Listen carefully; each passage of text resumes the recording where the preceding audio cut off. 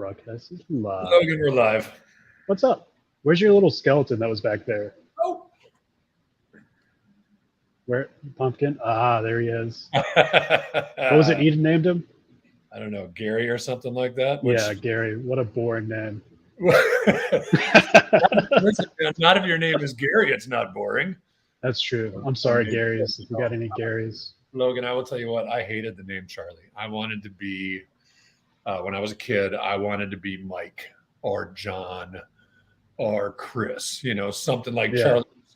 And I only knew a few Charlies growing up, right? Charlie Beeble, if you're out there, and a couple others. But so I would like having a somewhat unique name was tough for me, and I wanted to be Chris I wanted to be. Did you ever try and change your name? No, it's hard. It doesn't work. Nobody you really need everybody to buy in. Yeah. And nobody wants to do it. I think it's easier now because kids are like, "This is my name now." Well, listen, kind of go along with it. But Eden's got a cool name, but Madeline is now Max, right? Okay. And so, tell me about the history behind Logan, real quick, before we dive into RIA Collective. So, I've been here at Social Advisors for about a month. Just moved down from Georgia. Nope. Born and raised in Georgia. Time out. Your name isn't even Logan. What's your name? No, it's not. Yeah. While we're on the subject of names, my first name is Kevin. If you're trying to steal my identity, don't forget it's Kevin Logan Crosby. Kevin, what's your social security number? No, I'm just kidding, man. But also introduce yourself. That was awesome that you took it in that direction. What? Oh, where I'm from. Yeah, so I'm from Georgia. Just moved down to Florida. Been working with Charlie for about a month at Social Advisors. Graduated from Georgia Southern, which y'all probably don't know where that is, but it's down in South Georgia. They gave me a lot of money. Very beautiful campus. Big climbing wall. So, but yeah, I've got a background in marketing and sales. Been doing that. Not what my degree is in, but that's the story for pretty much every college educated adult. You go study something, and unless you're an engineer, you're like, oh, I'm going to go do this other thing, But got about 3 years of experience in that, a lot of leadership experience. Love being outside, a lot of outdoor recreation experience. So I can't hear you. Can't hear you. I'm assuming they can't hear you, and it's not just me.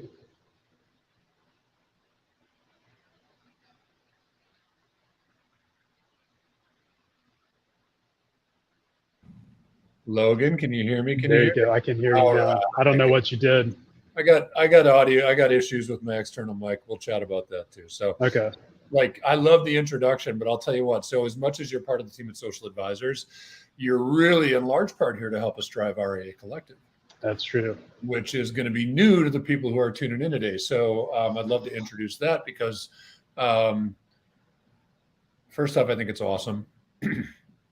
Second, Logan, while you don't have a lot of financial services experience, I've got 20 plus years. Mm-hmm. And one of the trends that I've watched happen is people going from that captive environment to an independent environment. And that's not slowing down. In fact, if anything, it's speeding up. So we launched something new about probably 3 months ago. Stephanie, can you hear me now? I know we had some audio issues early on.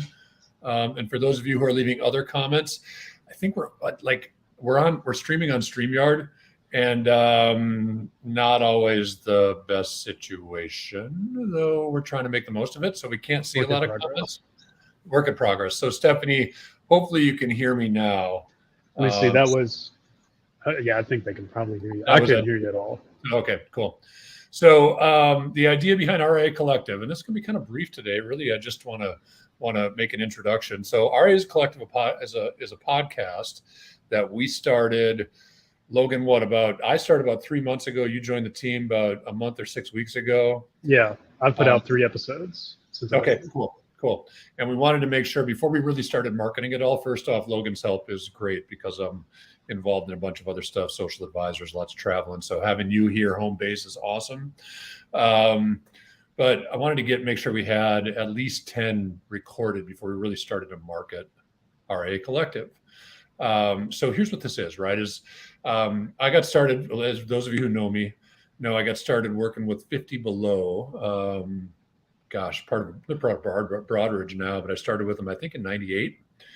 And we were cranking out websites for the big wirehouse firms, Morgan Stanley, Smith Barney before their merger, RBC, anyway, but a bunch of them, working with UBS and a handful of others. One. There he goes. Thanks for keeping me aware. Is that better? You got it? Yep. Okay, cool. Just keep me aware if you can't hear me. For some reason, it keeps clicking on mute. One thing that we've seen happen is this migration to independence, right? The industry has largely migrated to independence. And of all the trends I've seen in this industry in 20 years, that one's not slowing down. In fact, if anything, it's speeding up. And there's several reasons for that. Logan, over the years, I have seen people move to their own RIA or move to an independent firm with very little friction. Mm-hmm. And over the years, I've seen more people try to make that move and be caught in litigation and not maintain any assets and find themselves not even able to open up that independent business. And so RIA Collective really simply is trying to answer the question, like, why does one person do it so well and so easily and the next person does not? And so to this point, our interviews are RIA leadership that has made that move. We interviewed Corey Kupfer, who is an awesome breakaway attorney who has worked with many, many, many RIAs and captive advisors that are trying to make that move. So if you need a legal resource, if you're thinking about going independent, Corey Kupfer, Kupfer, is awesome. Big time endorsement for me. We haven't interviewed anybody who has really, our last interview that I can't even talk about who it is yet, Logan. Yeah, I know. Because 2 more weeks. Yeah, we had end of November. They've got a non-solicit till the end of November, so we can't even release the episode till the end of November. They were working at an RIA, and they had built their own 1099 type book of business, and that RIA was acquired by a captive firm. And suddenly her clients were captive clients again, belonging to the firm. I let part of it out the bag. It's a woman. I said her. And so now trying to get away from that captive environment. Great story. That one's coming up, right? That'll be a month out. But so I mean, that's it. And we're trying to, I believe, and this might upset some of my people, like my friends at captive firms. I don't think, Logan, you can be a fiduciary and work for a big firm. Well, why do you say that? Because the firm comes first. Because the products that you have to sell in some cases are based on pay for placement, if you will. Mm-hmm. Because the firm's got certain initiatives that might not be great for your client. Here's the case in point, right?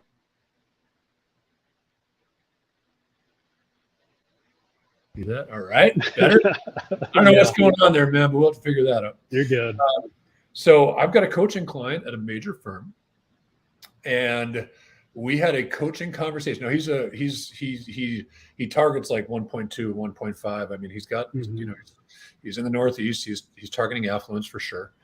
We had a coaching call, a couple months ago, whatever it was. And he said, "Oh, Charlie, good news. I landed a couple new clients." And I was like, "Hell yeah, man." When you're targeting that kind of affluence, it's not, our coaching calls are 2 weeks apart, right? So land 2 clients in a 2-week span, that's a big deal. And I said, "Tell me about them." And he said, "Well, listen, smaller households, one a $300,000 household, and one $250,000 household." And I was like, "Well, why would you do that?" Right? I mean, you serve much larger clients. It's not even worth your time to serve these clients. And he said, "Well, I get like a 2% bonus." Yeah. Like the firm incentivizes him just to open a household, which at the end of the day, that's good for the advisor because they get their 2% bonus. It's good for the firm because now maybe they can grow that household or whatever the case is. They got more assets on the books. It's terrible. My screen froze up a little bit, Logan, but can you hear me okay? Yeah. It's terrible for the client. Like the dude doesn't even want to service these people because when he's servicing a $2 million client, he's got, more value there in his time spent versus servicing a client that's, 1/10 that size. Yeah. That's terrible for the 2 new households. It Yeah, really definitely is. Because they could find a better fit somewhere else. You know, they could have found a better fit. Yeah. And maybe if this guy had a junior or associate advisor, they could service him. But so the firm comes first for most of those advisors, which means the client comes second or even third if that advisor's household comes first. Yeah. Right. So I really think that it's probably pretty difficult to be an independent advisor or to be a wirehouse advisor, a captive advisor, and a fiduciary at the same time. And so, yeah. Anyway. Well, I was going to comment, I've listened to all the episodes now of RIA Collective. I'd encourage everybody to go out and listen to them because there's some really great stories. And 100% of them, pretty much everybody says it's easier than you think. But you were talking about people doing the right thing for their clients. Yep. And I think every case, pretty much, these people that went independent ended up retaining 80 or 90% of their clients because they had that relationship. And having that good intention to be a fiduciary is probably one of the things that cause their clients to want to come with it,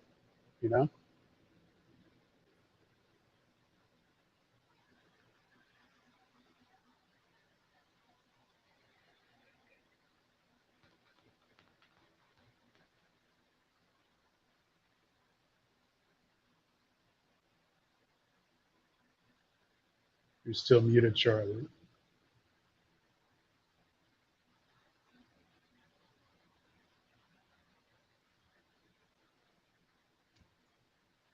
Please bear with us. We're having technical difficulties. Oh, he dropped. Well, hello, everybody. I'm Logan. I think he's unplugging his mic.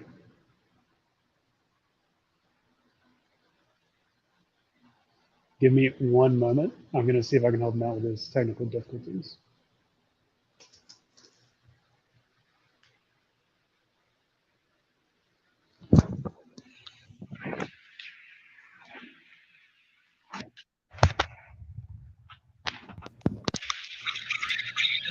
I'm back, Logan. How about you? This is tough. I mean, so certainly, I don't want to. I already said what service we're on.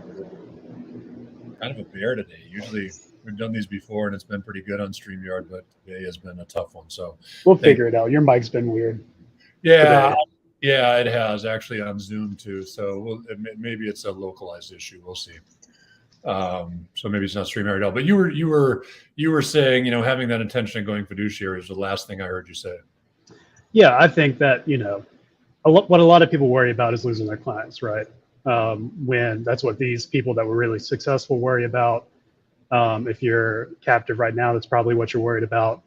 But what you were talking about being a fiduciary and really looking out for your folks, I think that is one of the big things that cause their clients to trust them, right? And to follow them in when they went independent. Yeah, I completely agree. Completely agree. So, there's great advice, right, from the RIA leaders, the breakaway attorney, and even some young advisors that just made that transition. Great advice on the things to be thinking about 6 months, 12 months, 18 months in advance. You don't want to make changes hastily. That's a recipe for disaster. But really tune into RIA Collective. I think, Logan, we got 10 episodes published now, something like that. 11 now, and it'll be 12 on Monday. Yep. All right. Yeah, Mackenzie came on this yesterday. That's right. So Mackenzie Frankel, she's got a great story too.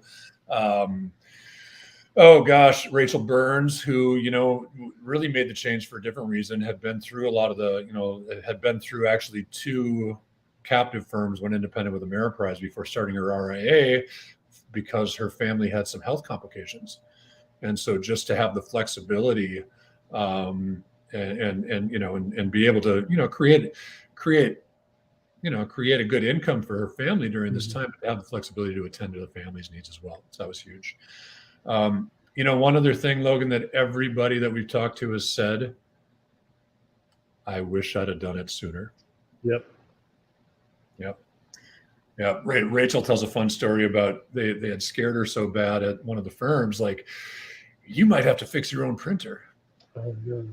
Like, what if you have to fix your own printer? You don't know how to fix a printer, do you? Throw it out. I hate printers. Just throw it out. Get another one. right? You know, Exactly. Yeah. Anyway, so really, RIA Collective again, just helping people, make that move to independence with, with a little less.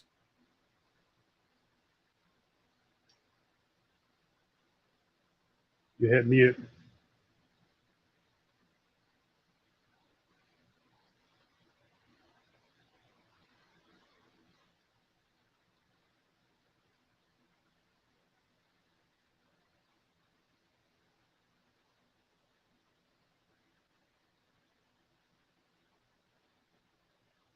We're working on it, guys. Bear with us.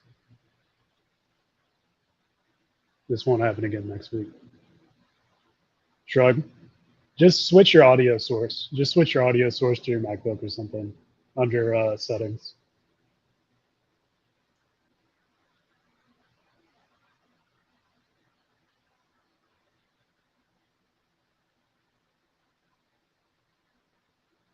Well, we intended this one to be short anyways.